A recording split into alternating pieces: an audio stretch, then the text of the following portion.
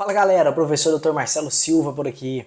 Há alguns dias eu fiz um post sobre a questão de treinar de tênis versus treinar descalço. É algo que desde 2013 pelo menos não é novidade na literatura. Então nós temos pelo menos 11, 12 anos de publicação de ter sido evidenciado e comparado as duas situações. Então eu não trouxe qualquer novidade.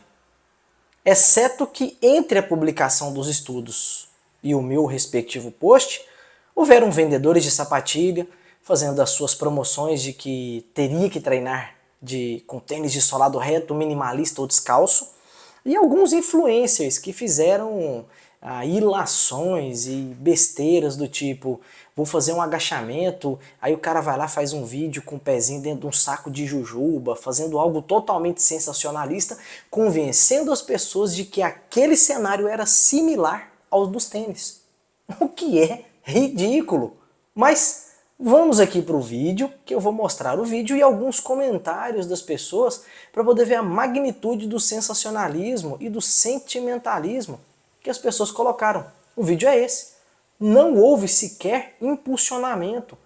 650 comentários. Vamos passar apenas por alguns. Presta bastante atenção. Então, se eu vou agachar com 250, 270 quilos com tênis convencional de corrida, não vai impactar na minha estabilidade de desempenho?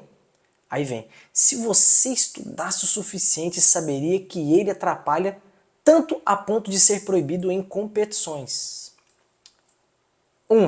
Eu falei de exercício físico, não esporte. 2, eu falei de pessoas que fazem exercício e não atletas em modalidades esportivas, cujas regras são distintas daquilo apresentado na academia. Então, talvez se eu estudasse tão pouco quanto você, eu não saberia a diferença entre exercício e esporte, que foi algo que você apresentou.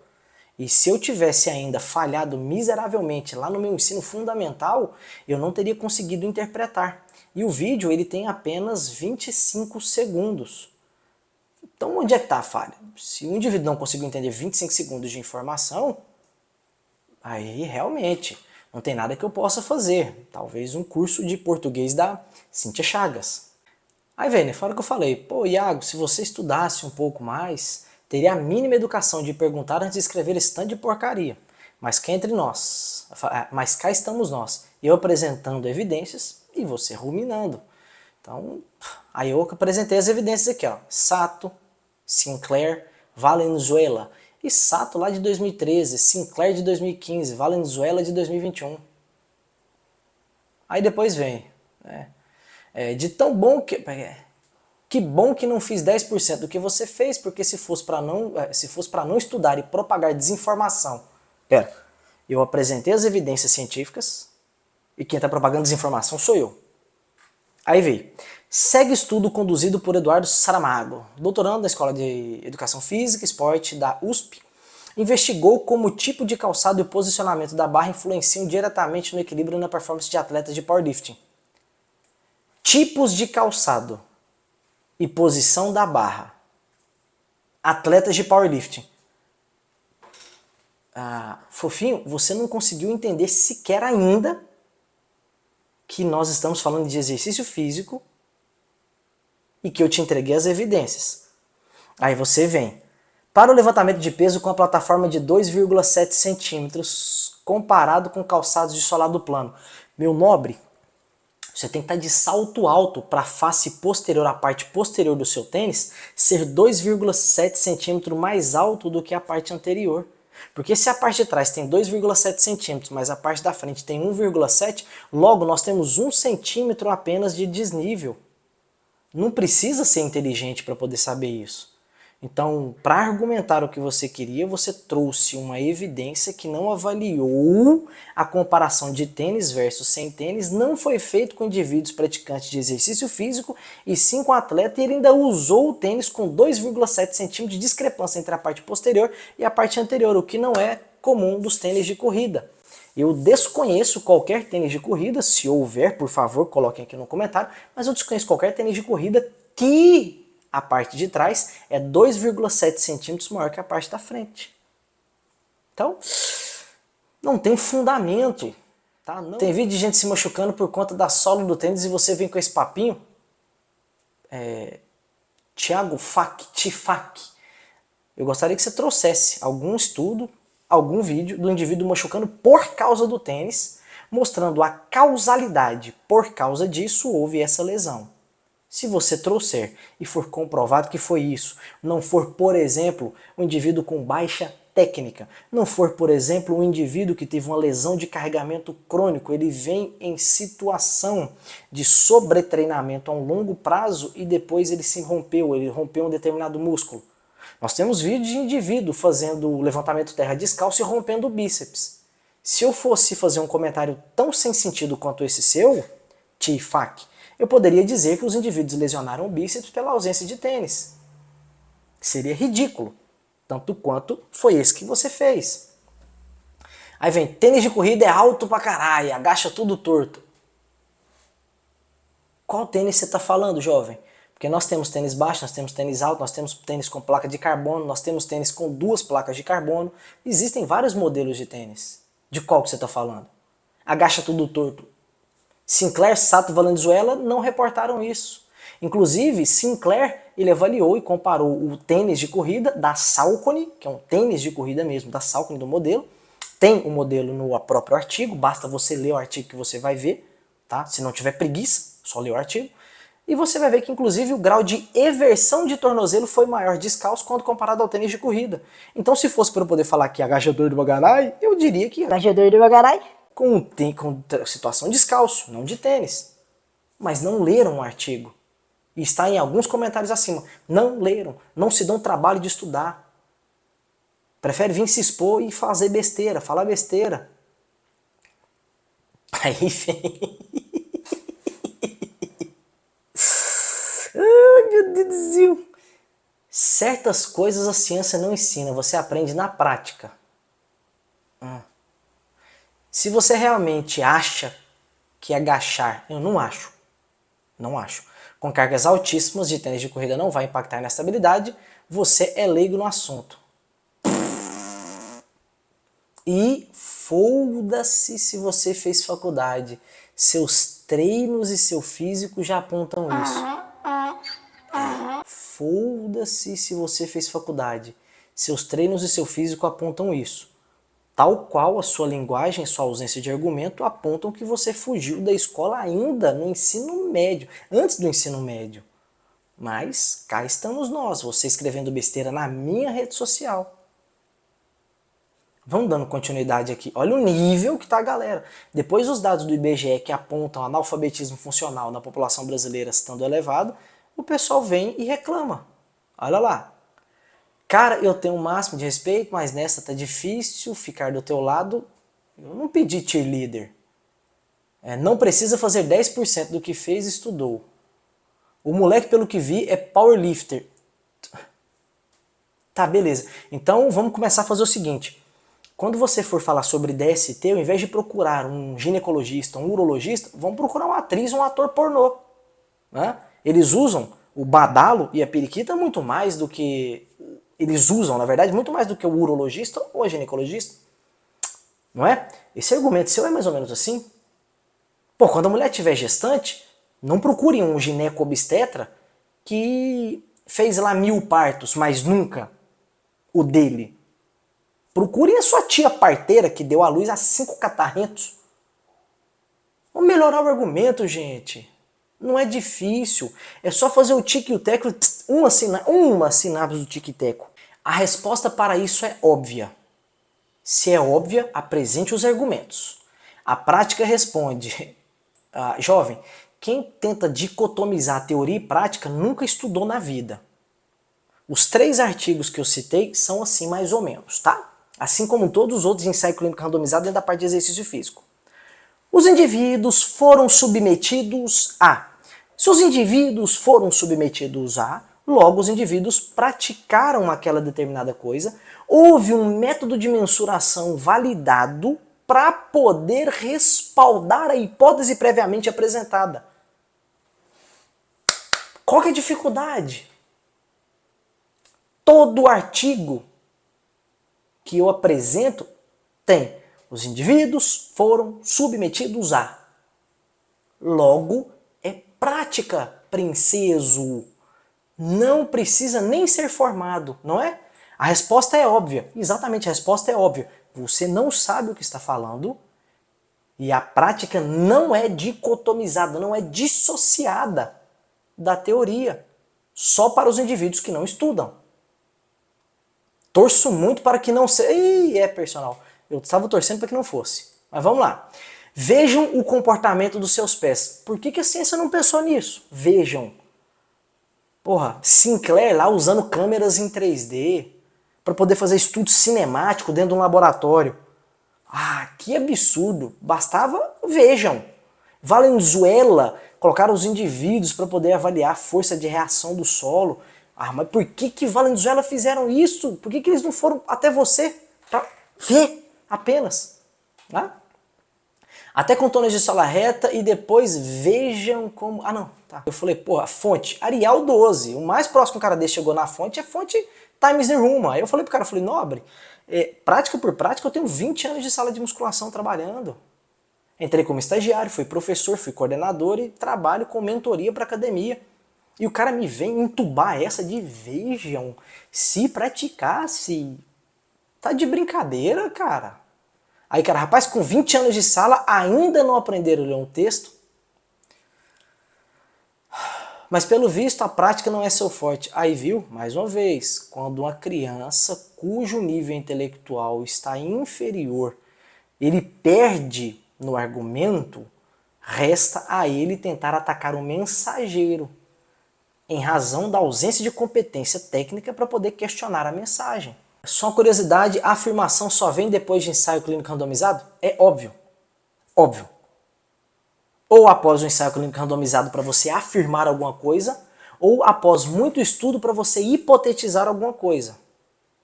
Vejamos, vamos de uma hipótese. Se eu levar em consideração os artigos previamente publicados acerca de mesa flexora versus cadeira flexora, na cadeira flexora existe maior hipertrofia quando comparado à mesa flexora em razão do pré-estiramento do músculo, logo, não tenho comprovado, mas eu tenho a hipótese de que se eu fizer a cadeira flexora com o tronco inclinado para frente, é possível que a hipertrofia seja maior do que eu fazendo a cadeira flexora com o tronco apoiado no banco. Hipótese, tá? Não tem ensaio clínico randomizado que fez essa comparação, mas eu tenho hipótese. Profissional sério, como eu sou, e diversos outros são, só afirmam algo após a comprovação científica. Se não teve comprovação científica, não tem choro, tá? Não tem choro. Pessoal, se quiser chorar, manda áudio. Aí tem, a conclusão só pode ser feita após? Exatamente. Aí vem, mesmo que a prática demonstre a diferença. Como que a prática vai demonstrar a diferença, Daniel? Como? Todo artigo está escrito nos métodos. Os indivíduos foram submetidos a. Logo, é a prática. A diferença é que não tem o seu sentimento comprovando algo. A diferença é que tem um autor sério, imparcial, que não liga para o seu ou para o meu sentimento, utilizando-se de métodos de mensuração validados para poder comprovar aquela determinada coisa. Mas, gente, como é que pode ser tão difícil assim entender algo tão simples? Aí eu fui e falei para ele, apresentei aspectos inerentes ao ensaio clínico randomizado, você tem algum método de mensuração validado, por exemplo, para pulsos por segundo do sistema nervoso central durante a realização de treino com tênis versus sem tênis? Porque ele chegou a mencionar o sistema nervoso central, você tem algum?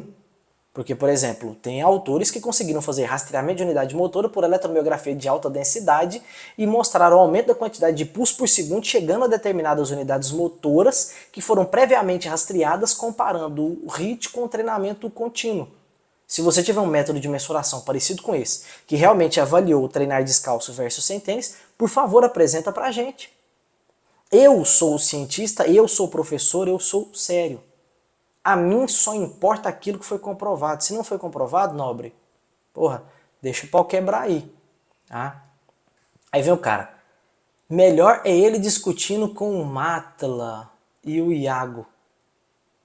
Aí eu fui e perguntei pros caras, são formados onde? Aí vem o outro menino de novo. Essa galerinha que ganha aquele memezinho, né? Ganha aquele negocinho, cupom de desconto de tal. Os caras acham que são autoridades em alguma coisa. Atenha-se a fazer aquilo que você é pago para fazer. Você não tem competência para poder debater aspecto científico. Você não publicou, você não estudou o suficiente. Segura a periquitinha, chefe. Aí tem que ir. Mas também é o tipo dos caras, né? Mano, sim, o pior é que é óbvio demais. Mais uma vez, se é óbvio demais, é só trazer as evidências. Aí nisso continua, pô, galera, é óbvio demais, não sei o que, vem outro. Iago é powerlifter, então ele entende na prática a importância de um bom tênis. Uma atriz pornô, então, entende muito mais sobre o sistema reprodutor feminino do que uma ginecologista, não é? O cachorro da minha vizinha entende muito mais sobre a parte veterinária do que um veterinário, não é mesmo? A minha filha de 1 ano e meio e o meu filho de 9 anos entendem muito mais de pediatria do que o pediatra deles, que é um adulto, não é? Meu amigo, quanta fraqueza argumentativa! Façam como eu. Quando você não tem competência de argumentar, fica calado. Aí, mas tinha que ser. Tinha que ser. Consultoria esportiva. Né? Aí eu falei assim, gênio assintomático, beleza então, né? Aí o cara vê, né? Olha, causando aqui. Aí eu tinha mandado anteriormente para essa galera algumas perguntas, né? Diferença entre VO2 máximo e VO2 pico, qual o fator que isoladamente induz hipertrofia, diferença de peso, carga, intensidade e esforço. São perguntas básicas para quem se intitula perito em treinamento de força, mas o gênio assintomático não teve competência de responder absolutamente nenhuma. Será que... Aqui, são perguntas fáceis. VO2 máximo, VO2 pico, qual componente central e periférico inerente ao VO2 máximo, qual exercício escolheria para diabético e por quê, como o HIIT contribui para a hipotensão pós-exercício, cite dois fatores, como se dá o pump muscular, cadê, shapeado, a sua competência de falar sobre hipertrofia? Fraco demais essa galera, fraca demais. São perguntas conceituais e básicas. Tá? Então assim, tem muito mais comentário absurdo aqui, tosco, é o que nos traz o seguinte ponto. Enquanto tem gente que acha que só estudo basta. Não, com certeza não, cara. Não precisa ter estudo. Basta ter o bumbum durinho, ser ator de OnlyFans, ter um Privas, ser gostosinho, gostosinha e, porra, vender conteúdo adulto. A gente tem o shape. Não precisa estudar. Basta isso aí. Né? Você sem estudo tá certo. Mas quem estudou tá errado. Tá? Então assim, o foda é quando você vê profissional de educação física. Aí vem esse aqui. Tênis de corrida tem decaimento na sola, justamente. Decaimento na sola. Isso, querendo ou não, gera instabilidade no movimento. Cadê a evidência científica? Tirou isso da onde, filho? Você anda de tênis, corre de tênis, sobe escada de tênis, dirige de tênis, desce escada de tênis, sobe na árvore de tênis, desce da árvore de tênis. Mas na hora de agachar, o tênis gera desequilíbrio. Se gera instabilidade, logo afeta a performance. Comprove que gera instabilidade. Comprove que gera perda de performance. Comprove que um RM dos indivíduos com versus sem tênis é diferente. Não tem as evidências, fofolete. Tá? Então assim, diga individualmente, como você afirma que não afeta? Em base do quê? Eu já tinha mencionado umas 10 vezes, pelo menos, os artigos. Pelo menos 10 vezes, mas por preguiça. E mais uma vez eu vim, com base nos artigos. Porra! Basta ler Alecrim Dourado. Então, quando você vê pessoas leigas comentando, teve um outro aqui, um advogado, porra, advogado, cara, vai cuidar de lei, vai mexer na Constituição. Ah, você não me viu dando pitaco em Constituição Federal? Não viu, mas você tá aqui dando pitaco. Tem engenheiro, tem agrônomo, tem não sei o que, tem moleque Enzo, 17, 18 anos, que sei lá, tá fedendo a leite ainda e tá dando pitaco, mas o foda é quando você vê com profissional de educação física dando esse tipo de rata. É dar rata mesmo, o comentário mais educado é esse, dando rata. Então, assim, aí fora que foram pelo menos 10 vezes que a galera veio falando assim, então um atleta, caramba, se você não sabe a diferença de atleta para praticante de exercício físico, de esporte para exercício, filho, rasga seu diploma. Se for formado, rasga seu diploma. Aí vem, porra, vem os macacos, puxador de ferro, e fica assim, né? Ai. Aí, mais um aqui. Então os powerlifters estão errados. Ah não, apela ao nível. Aí teve um cara que escreveu assim, né? Um monte de gente falou assim, ah, com esse tanto de peso, esse tanto de peso. Porra, os caras não sabem a diferença de peso, carga, intensidade, esforço e intensidade relativa. O indivíduo não sabe sequer quais são as variáveis que interferem na intensidade, na magnitude do esforço, na magnitude da percepção de desconforto. Os caras não sabem sequer como o intervalo de descanso interfere na quantidade de peso levantado e quer discutir. Não sejam esse tipo de pessoas. Se você tem algo produtivo para poder fazer, contribua. Se o que você vai falar ninguém perguntou ou não faz sentido, guarda. Tá? Dito isso, encerro por aqui, com até pena e piedade de alguns, e aguardo você nos próximos vídeos. Clique nos links aqui abaixo, se você ficou até o final, basta clicar nos links aqui abaixo, que tem muita coisa, tem muito curso. Com os cursos aqui abaixo, você nunca será esse tipo de pessoa que eu apresentei anteriormente. Você vai ter competência intelectual para poder debater e para poder apresentar argumentos que reforcem a sua seleção de exercícios dentro da educação física. Um forte abraço e fica com Deus!